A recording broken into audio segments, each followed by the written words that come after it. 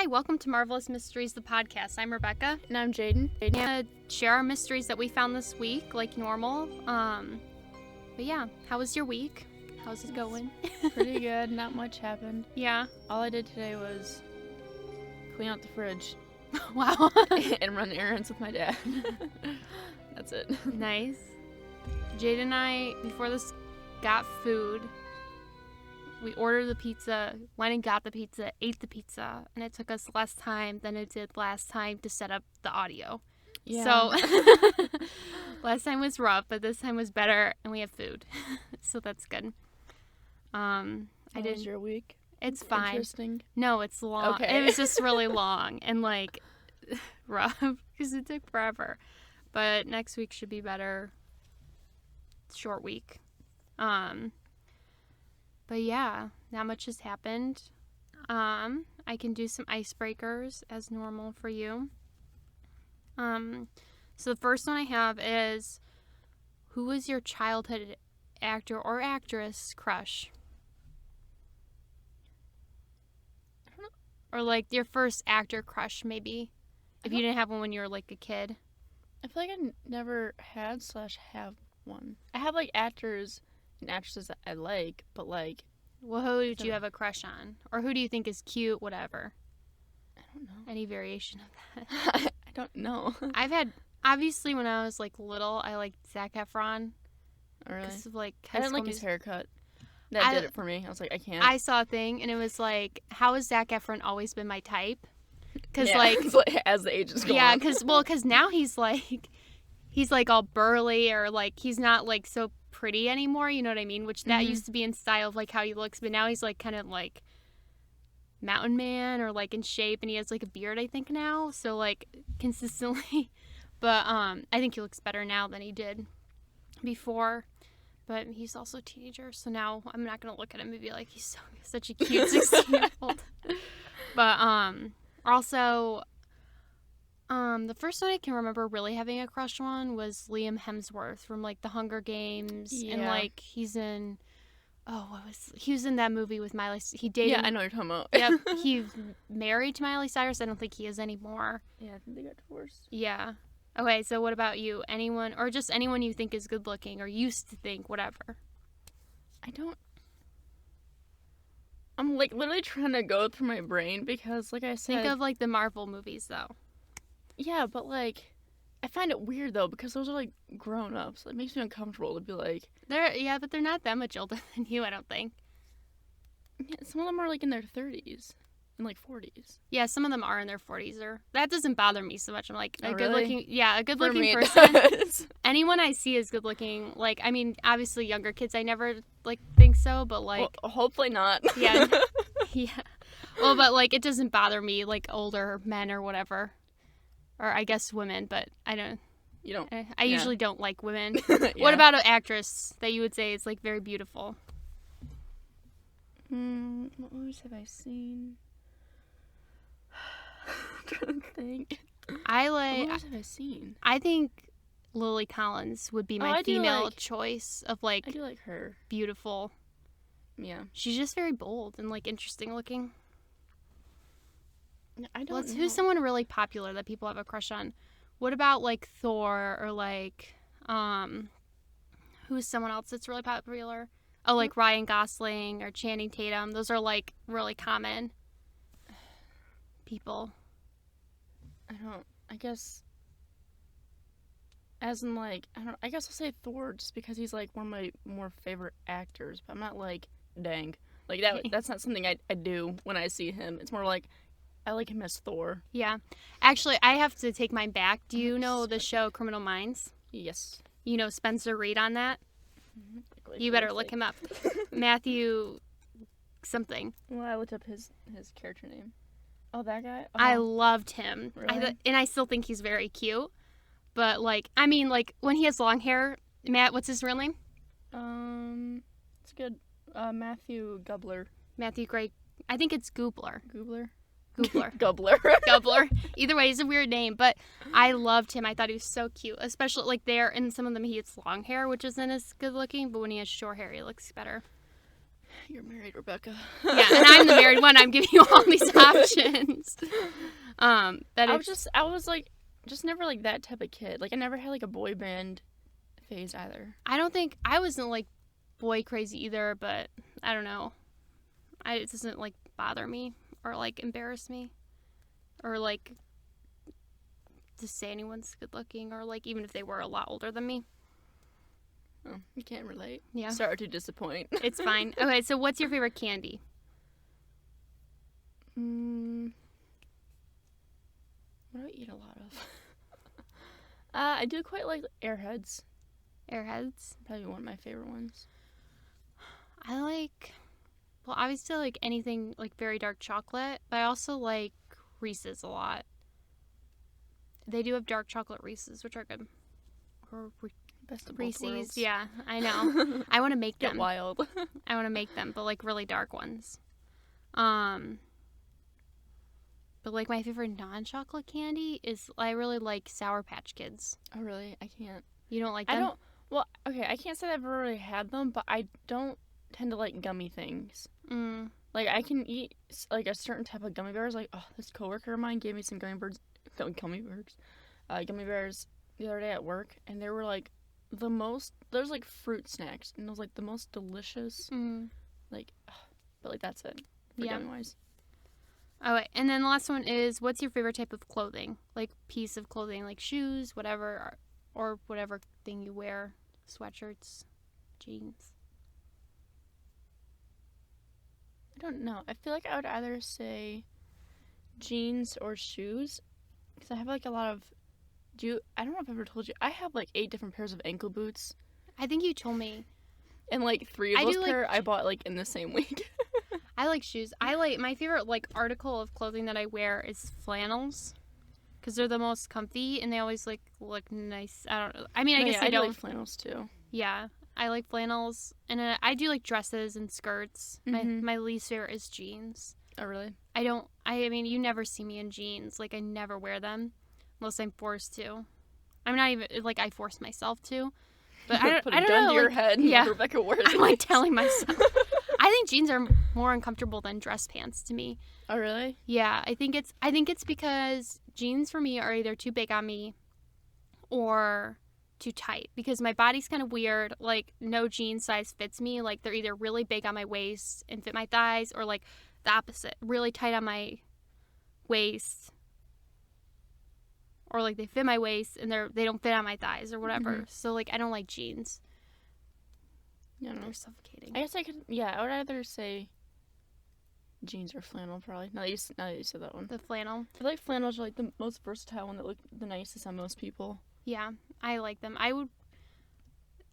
There was a phase, I think, where in high school I wore leggings and a flannel every day. Or like I wore leggings every day for like a month. I didn't wear jeans or anything besides leggings, because I was just like, no, I can't put these jeans on. I mean, that's now because I work from home, but like in high school, like in public and stuff. I made myself stop wearing like leggings or sweatpants to school once I hit freshman year, because a couple times in middle school, whenever I wore sweatpants were like the times I would most likely fall asleep in class. Never fell asleep that often, but it was like either on the verge of sleep or like I would just like conk out for a couple minutes and my classmate would like wake me up. Yeah. I had like one pair of like athletic sweatpants that I would wear like every once in a while, but I usually didn't wear sweatpants. I don't know.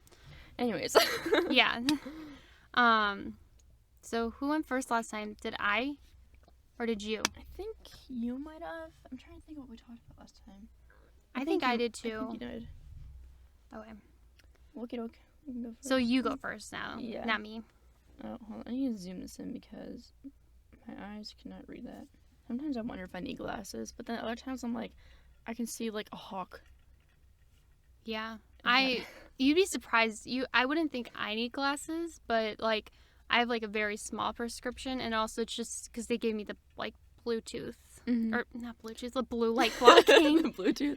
Yeah, and also I have this like anti-glare too, so like at night when the lights are like blurry, it doesn't do that. I don't know. They can prescribe you. That's what they did to Isaac. He doesn't have need it really, but they gave him a small prescription because he has, like, special, like, eye relaxing glasses.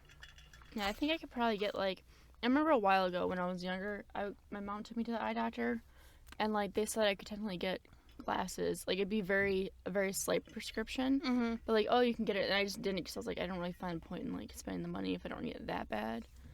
I don't want them now. I used to when I was a kid, but now I don't want them. I wear, like, blue light blocking ones, but that's it. I wear mine, to work. I need them to drive at night, though, because I can't. My eyes are getting worse, I think, because I can't, like, read road signs and stuff, but I don't know if it's just because I'm far from them. Like, I can see what they say, but, like, I'm, like, I don't know if that's, like, normal, that it's blurry for that far, or if that's just how my eyes work. I was like, that one time when you and me got in the car together to go get food. You remember that? When we were, like, we're helping you guys move? And, like, they sent us off to get stuff, and we both had a bad sense of direction, and we couldn't read the road signs until at the same point. Yeah, I know. So sometimes I wonder. I don't know. Anyways, okay, so for this week, I chose I think it's pronounced the Thames Torso Murders. Oh, wow. Or, like, it's also known as, like, the Thames Mysteries or the Embankment Murders, which is, like, a series of unsolved murders that took place in London from 1887 to 1889. Mm-hmm. So 4 different incidents mainly. None of the cases were solved, and only one of the 4 victims was identified. And there's been, like, a couple other murders that were that had taken place between 1873 and 1902 that might have been associated with that. Okay. Murders, but so let me see where this is. Okay, so the first one is the Rainham Mystery, and this one's pretty short.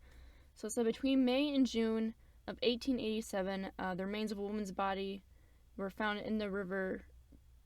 Is it Thames or Thames? Thames. Because I feel like if I say it this much, I should say it correctly. Thames? Yeah. I don't know. Thames? It might be Thames. I'm just gonna say Thames. Okay, sorry. Okay. So remains of a woman's body were found in the river Thames near Rainham. Workers first encountered a bundle with the torso of a female. And then throughout May and June, other parts of the body were found, with the exception of the head and the upper chest. And the investigation concluded the body had not been dissected for medical purposes, but that there had been, like, a degree of medical knowledge that would have been necessary to perform the dissection. Mm-hmm. And then just because the doctors couldn't state a cause of death, the jury was forced to return a verdict of found dead. So that's where that one ends. They never found out who it was or anything, just like the torso and stuff was missing. So the second one is Whitehall Mystery. So between the 11th of September and October 17th, 1888, the remains of a woman were found at 3 different sites in the center of the city, including the future site of Scotland Yard, which is the police headquarters. The torso was matched by police surgeon Thomas Bond to a right arm and shoulder that had previously been discovered on the muddy shore of River Thames in Pimlico on September 11th. And the newspapers and other people had at first suspected that the arm that they found in the water was placed as, like, a medical student's prank. But then on 17th of October, a reporter used a Spitzbergen dog, can I say it? With the permission of the police and the help of a laborer to find a left leg cut above the knee that was buried near the construction site. So again, they don't know who the victim was for that one either. Okay. So the third one, Elizabeth Jackson. So on June 4th of 1989, a female torso was found in the Thames, and more body parts were found in the Thames throughout the next week. The London Times reported on June 11th that the remains found so far were, like, this is how they found them. On Tuesday, a left leg and thigh off Battersea, lower part of the abdomen at Horsley Down. On Thursday, the liver near Nines Elms, upper part of the body in Battersea Park, neck and shoulders off Battersea. On Friday, a right foot and part of a leg at Wandsworth, and there was also a left leg and a foot at Limehouse. And then on Saturday, there was a left arm and hand at Bankside, a buttocks and pelvis at Battersea, a right thigh at Chelsea Embankment, and then the following day, a right arm and a hand at Bankside. So that was like all from the same person? Yeah. Or just, okay. It was just like on different days of the week, they found all these parts at different places. And they concluded in the investigation that medical knowledge would have been necessary to perform the dismemberment. Mm-hmm. Sorry, hold on. And then Mr. Braxton Hicks, which I was trying to figure out I think that's one of the police officers, on June 17th, later stated that the division of the parts showed skill and design, not, however, the anatomical, thank you, skill of a surgeon, but the practical knowledge of a butcher or knacker. Okay. And there was great similarity between the condition as regarded cutting up other remains and that of those found at Rainham and at the new police building on Thames Embankment. Do they know if the people were alive when they were dismembered or if they were dead? I'm not sure. I don't know if they specify that at all. Okay. I would hope dead, because there's so many body parts, but who knows, I guess. Yeah, I would think they would have, yeah. Now you're like, yikes. I would think they would have been dead and then dismembered. Mm-hmm. As like to dispose. Yeah. And then the 5th of June, the London Times reported that in the opinion of the doctors, the woman had been dead only 48 hours, and the body had been dissected somewhat roughly by a person who must have had some knowledge of the joints of the human body. Oh, okay. I think... So then that would imply she was probably dead? Yeah, dead beforehand. I think so. Yeah. Okay. And she was also about 8 months pregnant. Mm-mm. And the doctors were unable to establish a cause of death. Mm-hmm. And the jury reached the decision of a willful murder against some person or persons unknown.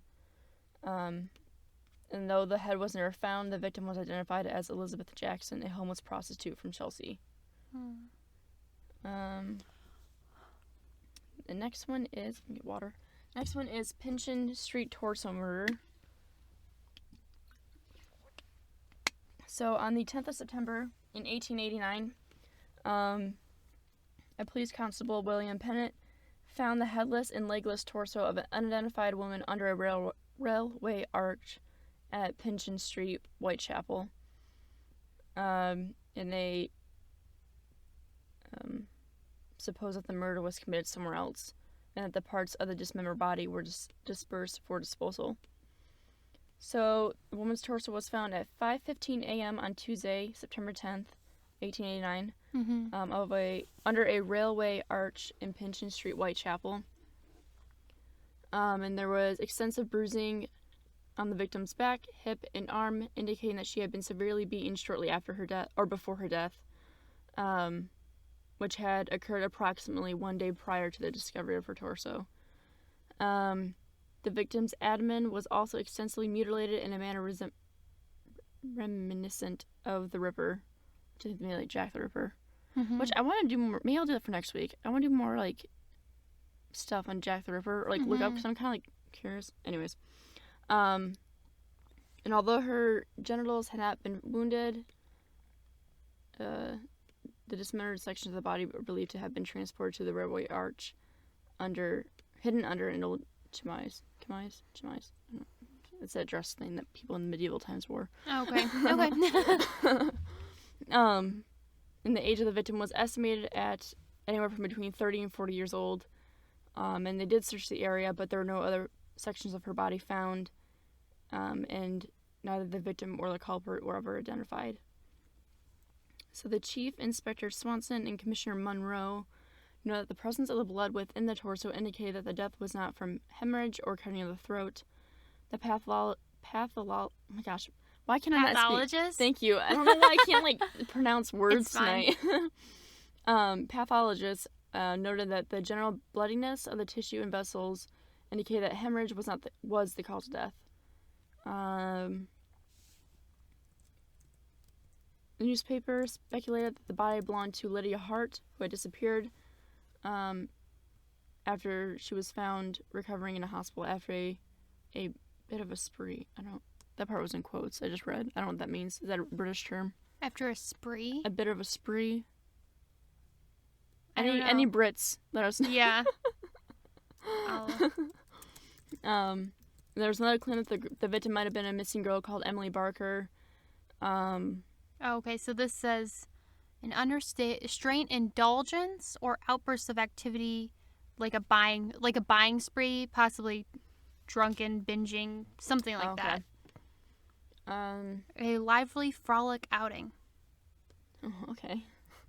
Shoot. Sounds nice.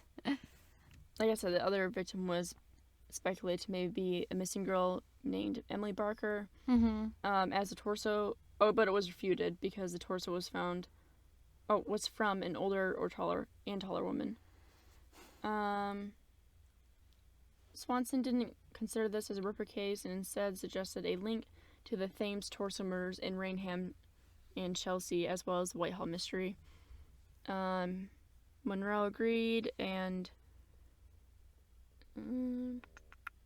they're thinking that these 3 murders in the Pinchin Street case are suggested to be the work of a serial killer nicknamed the Torso Killer, who could either be the same person as Jack the Ripper or a separate killer of uncertain connection. There was, and these are just like links between these 3 further murders. The Battersea Mystery, in which 2 women were found dismembered. And in 1884, the Tottenham Court Road Mystery.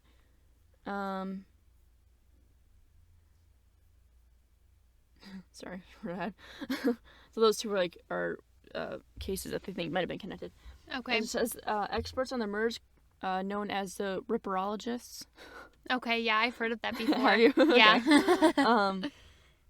Discount any connection between the Torso and Ripper killings on the basis of their different methods. So, these are associated cases next, and I think there's only a couple that were listed here. So, they think So the Battersea Mystery was the one with the 2 unsolved murders of the 2 women, and that took place in London in 1873 to 1874. On September 5th of 1873, the left quarter of a woman's trunk was discovered by a Thames police patrol near Battersea. A right breast was found at 9 Elms, a head at Limehouse, a left forearm at Battersea, a pelvis at Woolwich, until an almost complete body of a dismembered woman had been found. The nose and chin had been cut from the face, and the head had been scalped. Ooh, I don't like that thought. Scalped. Did you ever have to talk in school? Oh, what were we talking about? I can't remember the topic we were talking about, but you used to talk about people getting scalped. Yeah. I can't. I don't like that thought. Mm. Sorry. Anyways. So they reconstructed the corpse. And they attempted to identify the remains. And let the police showed a photograph to any potential witnesses. So the Lancet reported that, contrary to the popular opinion, the body had not been hacked, but dexterously cut up. The joints had been opened and the bones disarticulated.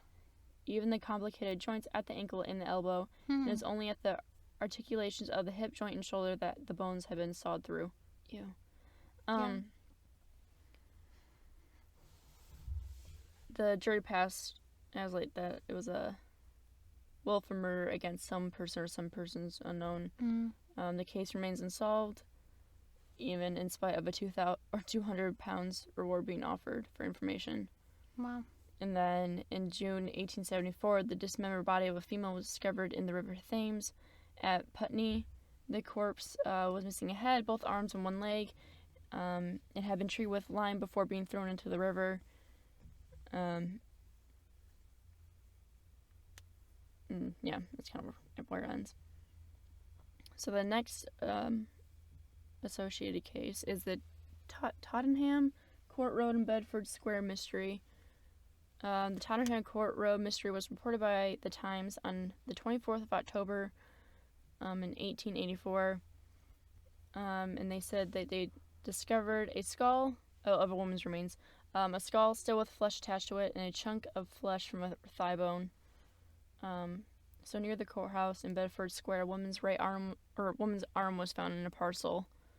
The arm had been tattooed, showing it might have belonged to a prostitute. A human torso was then found in a parcel by a police constable as he passed by like a Fitzroy Square 5 days later.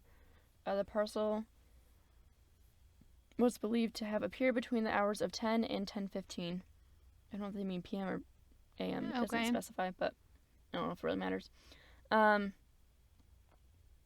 Evidence was presented on 11th of November. It was held at St. Giles Coroner's Court. It's concluded how the body parts came from a woman and how they might have been divided by someone who was skilled but not for the purpose of anatomy. And they later resumed on the 9th of December. More evidence was presented and showed that it was right. Gosh, I'm having such problems reading today. More evidence was presented and showed how it was skillfully dissected and came from a woman. The evidence was the right arm and the right and left foot, along with the right forearm of a single individual. And it still remains unsolved today. Wow. That's why it ends. Interesting. Probably could have gone to more depth about each specific murder, but I didn't want to drag it on for too long. I also did it very last minute. Yeah. So now it's your turn. Okay, that was good. I've heard of that before. I'm sorry. No, it's okay. I've heard of it, but I don't remember. A lot of things I've heard of before. I've heard the term, but I don't remember them, or I've never actually heard the actual case and everything. So I've heard of the torso murders, but never the whole story, I don't think. Or at least I don't remember. So thank you. So I did the disappearance of Walter Collins, and this is a little weird because it's kind of solved, but not really. And I'll explain why later. So mine's also older. So on March 10th, 1928, Walter Collins disappeared. He was a 9-year-old boy, and he was last seen around 5 p.m. Oops, I just closed it. 9 p.m. By the neighborhood of Pasadena Avenue and North Avenue 23 in Lincoln Heights, Los Angeles. His mother, Christine Collins, gave him some money to go see a movie at a nearby theater, and his father was in Folsom State Prison for robbery. So it's just him and his mom, and she gave him money to go see a movie. He never returned. So at the time, this is just a little background, the Los Angeles Police Department was already under investigation for several corruption scandals, and their chief, James Davis, was under a lot of pressure to solve this case. They received a lot of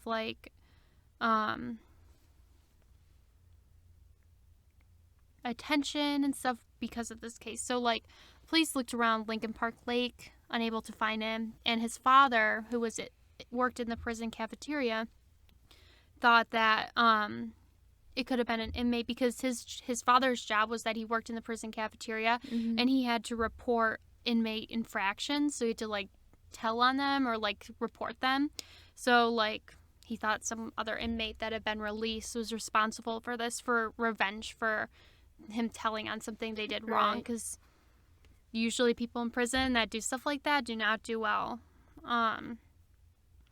So his disappearance, Walter received nationwide attention, and the Los Angeles Police Department followed up on hundreds of leads without any success. Sorry. Just getting some water. The police faced a lot of negative publicity because of this, and they had a lot of pressure to solve the case. And nothing came from any of the tips. The biggest tip that I found was a gas station attendant in Glendale, Richard Struthers, reported seeing a dead boy wrapped in newspapers in the car. One of four in, I say this in quotes because that's what he said. A couple stopped in to ask for directions. A man named C.V. Staley followed the couple When they left the gas station, the couple stopped right in front of a police station a little bit, and then they sped up and lost him. When the police showed pictures to Struthers and Staley, photos of Walter, they both said he was the one in the back of the car. So during the time, Walter wasn't the only little boy that disappeared. There was Nelson, who was 10, and Lewis, who was 12, Winslow, who were brothers. They went missing on their way home to Pomona, which is about 30 minutes away by car. May 16, 1928. Their parents received strange letters from signed from the boys saying that they were headed to Mexico. And the second letter they received said they planned on staying missing so they could become famous. Okay. Yeah, so these are letters that clearly they did not write. Right. So police didn't connect the two missing disappearances at first. There was also a headless body of a Latino boy that found in La Pute, I think I'm saying this right, which in February, which is 25 minutes from each location of the other two boys, ish, like 27 maybe. So there were several other disappearances. They were not connected by police. So in August 1928, police picked up a boy he said his name was Arthur Kent in DeKalb, Illinois. He said his father abandoned him at first. They placed him with a temporary family. Eventually, he told them that his real name was Walter Collins, and he had been avoiding their questions because he wanted to protect his father. Illinois police contacted California police and sent photographs of the little boy, and eventually the police said it was him. They sent the boy back to Los Angeles. Police contacted Christine and showed the photos of her, who they said was her son. She immediately said, "That's not my son." But the police captain, J.J. Jones, talked her into, in quotes I'm saying, because this is what he said. He said to just try out the boy for a little while. Just try out this kid, which is kind of like, it's kind of preposterous to say that, but he thought she was being like just crazy. So 3 weeks after she met him, they had a reunion. 3 weeks later, she brought the boy back to the police station. She knew the whole time it wasn't her son. She brought back his dental records and signed statements from people that knew Walter, saying that boy was not him. The captain called her a lunatic and claimed she was trying to get the state to take care of her child, like she was trying to pawn him off so she didn't have to take care of him anymore. He thought that she was trying to embarrass the police department, and he threw her into a psychiatric ward in Los Angeles General Hospital. I know. So, because the reason he could do that is because at the time there was something called Code 12, which allowed police to get rid of troublemakers by throwing them into a psychiatric hospital. So, and I saw something, I didn't look into it that much, but they said after this, they made it so, like, you can't just involuntarily commit someone to this, like... Good. Yeah. So you can't just involuntarily commit someone now, unless they're, like, a danger to themselves or others or something like that. I didn't look into it that much, but they said this was one of the things. So, the Captain Jones questioned this boy, and he admitted that he lied. He said he was Arthur Hutchins Jr., who was a runaway from Iowa. He was posing as Walter to get to Hollywood so he can meet his favorite actor, who was Tom Mix. Seemed like he didn't feel that bad, but I mean, he was like 12, so it's like, I can meet my favorite actor. So I feel a little bad for him, I guess. Like, I don't blame him or anything, but also, like, I feel like 12's old enough to know, not to do that, but I'm assuming his life was not great. So he thought this was the means to an end or whatever. I don't know. So Christine was released 10 days after Arthur admitted he was not her son. She filed a lawsuit against the Los Angeles Police Department, and she won against Jones, and she was supposed to be awarded $10,800, which today is $148, like $539.88. Basically, almost $149,000, which is a lot. But he never paid her. So, during all this time, they still don't find Walter. So this is connected. This is just like a side. So in September of 1928, a Canadian woman named Winifred Clark contacted U.S. authorities to tell them her son, Sanford Wesley Clark, had been kidnapped by her nephew and was holding him in California. Sanford had left 2 years prior with his uncle Gordon Stewart Northcott to his ranch in Wineville, California. So the police went to investigate that. Blah, blah, blah. Like, a lot of stuff happened. You can look up. This is a totally separate, like, big murder story also, but it is partially solved, and you can research it more if you want. But on September 15th, 1928, Sanford told investigators that his uncle had kidnapped him and had physically and sexually abused him. He also said that Northcott had forced him to watch the abuse and murder of Walter Collins, Nelson and Louis Winslow, and a bunch of other boys. His uncle also made him participate in the acts. Sanford also said Northcott had killed the Latino boy and Lapute. Sanford told police they can find the graves near the chicken coop for the Winslow brothers and Walter Collins. They found 2 graves, but there were no full bodies there, only a few pieces of bones, but nothing that could be directly attributed to Collins. So these murders that I'm talking about are the Winefield chicken coop murders, which I've heard about. I've listened to a podcast about it, and they're their own, like, very horrific, horrible story. The person, from when I listened to the podcast, it sounded like Gordon Stewart Northcott.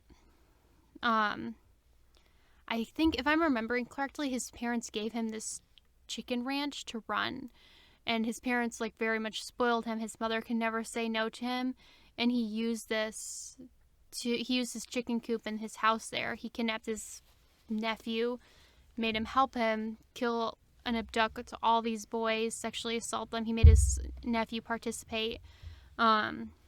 It's really horrific. Yeah. But so on September 20th, 1928, Gordon Stewart Northcott was arrested, and they arrested his mother, Sarah Louise Northcott, as well.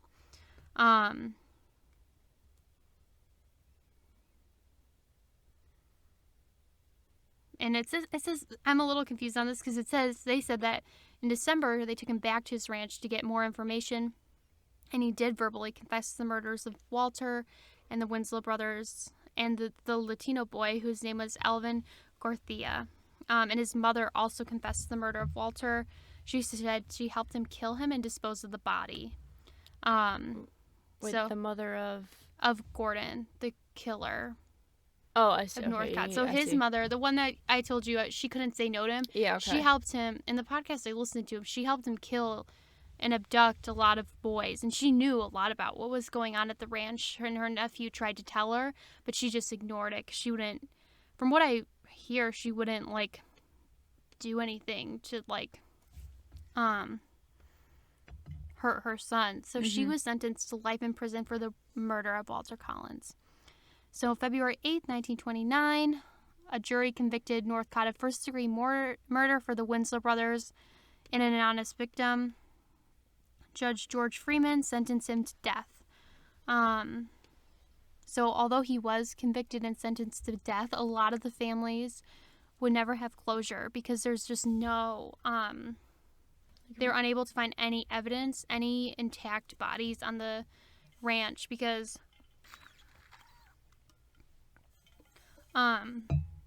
they had him dispose of it, and the state chose not to prosecute Gordon Northcott for Walter's murders because there was no forensic evidence, so they instead charged him for cases that they had evidence for. So I think there's a lot more of these kids that he abducted and hurt and killed there, but they just can't find any evidence. So Northcott was hanged on October 2nd, 1930. After his execution, the Wineville chicken coop murderers were put to rest. The citizens decided to change the town's name because, like, that's the town was Wineville, and they felt that it was like too associated and everything calls it the Wineville chicken coop murder. So they changed the town's name to Miraloma, which means view from the hill in Spanish. They wanted to disassociate from the horrific acts on the chicken farm. So, and then he says he denied killing Walter, and then Sarah, his mother, attempted to rescind her confession and gave scattered and inconsistent statements. Christine, Walter's mother, chose to believe that her son was still alive, and she even corresponded with Northcott and even was granted an interview with him before his execution, and he promised her to give a true account of her son's fate and tell her what actually happened. But last minute he recanted and said, no, I'm innocent, I didn't do that. So he was kind of weird. He wouldn't admit to it. I don't know. He kind of did, but he kind of didn't. So I don't know if he's just and he was already being sentenced to death. So I guess I don't know what he had to lose, or if he just didn't care if people got hurt, Right. Which I'm sure he doesn't. Christine searched for her son the rest of her life. She believed for the rest of her life until she died in 1964. She believed him to be alive and looked for him, which is just really sad. She obviously never found him because the case is still unsolved. He's believed to have died with connections to that, which is why it's kind of unsolved, kind of solved. But it's just kind of interesting story, I guess. But so in 2008, there's a movie called The Changeling, which is basically the story of Christine Collins and her attempt to recover her son, Walter. It shows her true perseverance to overcome the unjust law enforcement system to learn the truth about her son. It stars Angelina Jolie. She plays Christine Collins. I think it's Christine Collins. But yeah, so I just did it because it's kind of strange. The police were really adamant to make her try this kid out. And really the biggest mystery to me is I guess I get it because they just wanted it to be put to bed. They wanted this to be done. Right. But how they really wanted her to just take this other boy and not even look into anything else, because they wanted it to be over and they wanted the bad press. And I saw, when I was looking this up, there were, other cases of, police, a girl, they thought she was, someone missing, and they, tried to grab her, and she's like, I'm not her, or something, and it's just, some, post or something, Yeah. but, because they want to be done with it. And obviously not all police departments are like this. They'll listen and stuff, but this is in 1928. There's, already a lot of bad press and stuff, but sorry.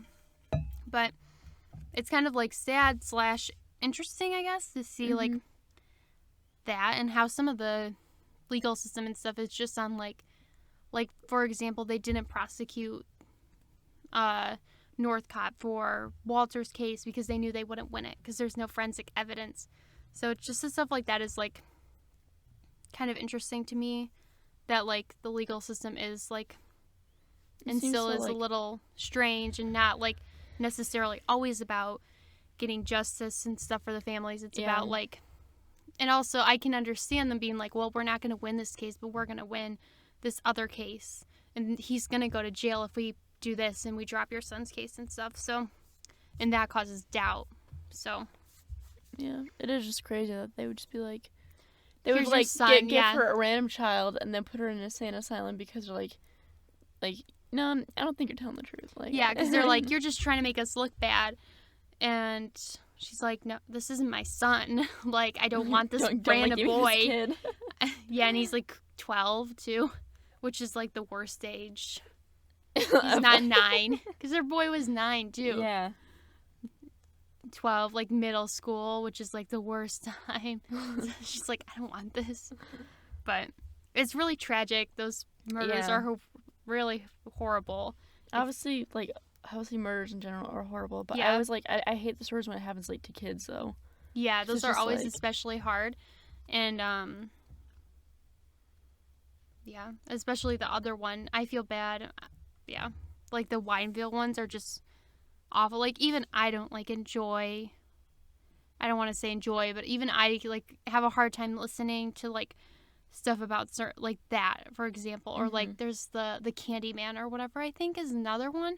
And those, because they're just horrible. It's just about this older guy in Northcott. He was only 24 when he did this. He wasn't like some old creepy guy. Right. Like, here, I'll show you a picture. I mean, he's kind of creepy. Oh, he has the smile of a killer. Yeah. But like he's just able to manipulate his nephew so much that he like, because I read the story, he wouldn't leave, you know, he couldn't, he felt like he had to stay there and he had to help, and he manipulated him into helping, which is just horrible. How old was he again, the nephew? I think he was 15. Oh, okay. So he's also really young, and he had came to the ranch like he thought he was getting a job basically, right, and then his uncle abused him, and then he brought his like the boys over and then forced him to help, you know, because he's older and stuff. And then he was like, if I go down, you're going down, you know, that kind of thing. So just really sad, horrible. But that's all I have. That's how we, sorry, it's really that's sad. How we end. It's really sad. Yeah. But I don't know what to say after that. I know. I feel kind of bad now. It's kind of tragic. And like, we're good. Now it's hard to like end it. It's like, here's this really horrible, sad thing. And now we're like, oh. Yeah. But, Anyways, I don't think we had too much more to add. It'd be easier to end these if we had interesting things happening in our lives, but we don't. Yeah, not much happened to me. Your cat started showing favor for me tonight. That was nice. She was like rolling on her back and being all cute. Yeah, she does that. She gets in weird moods. Like she won't does zoomies. Yeah, she won't be herself. She's possessed. She's just nervous. She can't be herself in front of people. Oh, okay. Or I think she just gets like shy, or like something freaks her out, so she won't be like cute, like goofy, but she's still nice and like pretty friendly for a cat. Yeah, no, she's really chill. Your cat, she's so freaking cute. Like, yeah.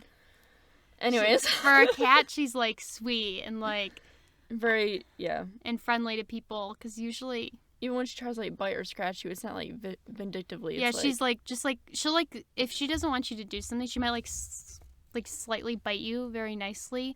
She'll like just, like, yeah, like, like, what they say is, like, love bite. She's just, like, please stop. Yeah. Like, please put me down or whatever.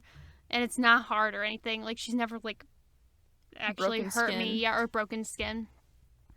But we used to have a really mean cat. My sister has a scar on her nose because she used to kind of torture them a little. Like, she'd pick them up all the time, you know, and stuff. And we had one cat that was just, like, really mean at one point. Like, my mom was like, I regret bringing him home because, like, he was kind of mean. But he scratched her nose and there's a scar. So that's all. She still has it. It's been like 10 or 15 years, maybe 13, maybe. Okay. Well, anyways, you can subscribe wherever you listen to podcasts, or on YouTube. You can comment things that you would want us to do, or questions that you would want to ask us. You can follow us on Facebook, Twitter, Instagram, whatever you listen to this on. I don't know. I think that's it. Yeah. That's it. Yeah, we'll see you guys next week.